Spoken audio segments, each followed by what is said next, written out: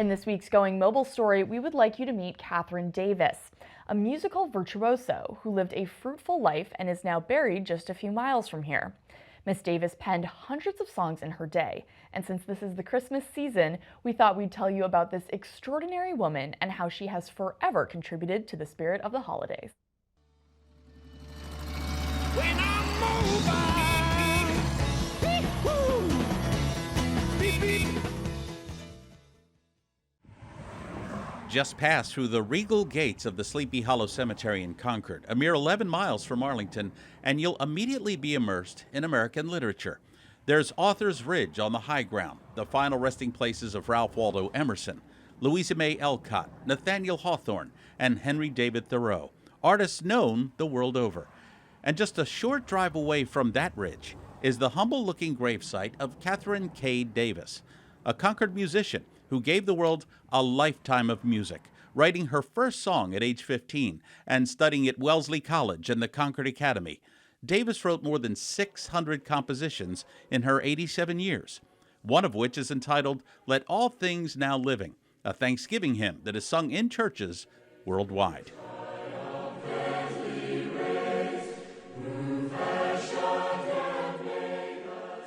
But by far her most famous work is heard around the globe this time of the year.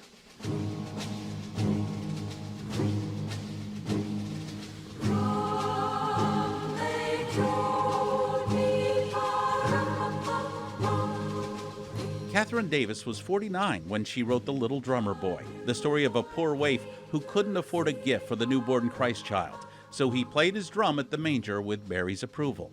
The melody affirming that no gift offered in love is insignificant. So how did this world-famous Christmas standard come to be?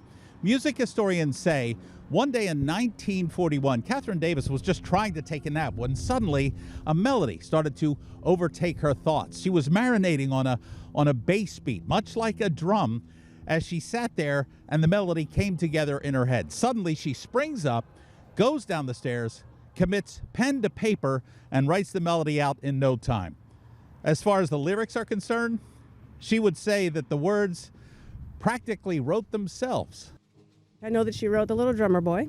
I know that she lived in Concord, I think on Lexington Road, and that originally it was called The Carol of the Drum when she was composing it. Most of the people who have come to look for her have a musical background. They're in some way students of music. And that's how they know of her, and that's how they come to find her, because I'm sure she's composed other things. I don't know what. Yeah, about 600 compositions. Okay. Yeah. The Little Drummer Boy skyrocketed in popularity in the 50s and 60s, became the inspiration for a Christmas TV special in 1968, and it has been performed by the biggest stars in the musical firmament. Our finest gifts will bring a newborn king to see, pa-rum-pa-pum-pum. Our finest gifts we bring, pa-rum-pa-pum-pum, rum-pa-pum-pum, rum-pa-pum-pum. Yet few people know about Katherine Davis or her Christmas song, even among the lifelong residents of Concord. Did you know that Katherine Davis, the author of The Little Drummer Boy, was buried here? Had no idea until you showed up. So I'm learning something every day. You're a lifelong resident of Concord, too, correct? Yes. Didn't know about Katherine Davis? Had no idea. Isn't it cool to learn stuff like this? It is. I learn something new every day being here. All right, and now that you're next to her gravesite, is the song going through your head like Tish's and mine? Yes. Yep. Very loud.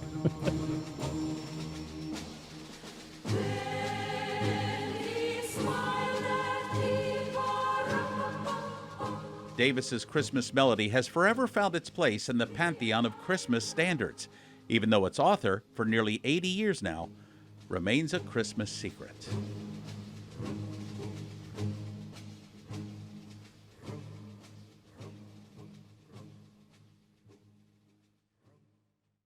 Katherine Davis was born in 1892 and passed away in Littleton in 1980.